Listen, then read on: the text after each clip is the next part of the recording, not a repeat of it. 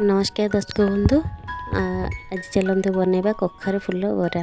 देखु के सुंदर देखा ना कखार फूल को नहीं आसली प्रथम सर्वप्रथम धोई दे रखीदी पानी निगिरला एमती बाछीदेवे से भंडिकी रखिए फपाड़बेनि ताकू भी बरा करेंगे।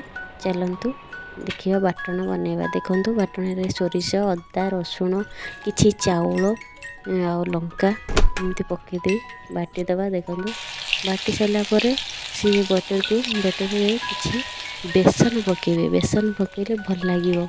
बेसन पकई देखु छाणी दूची। छाणी सारापर बहुत क्रिस्पी लगे भल खावा भी बहुत भल लगे। बहुत समय रन जदि डबार पूरी रखिए ना भल लगे। देखो एपटे हूँ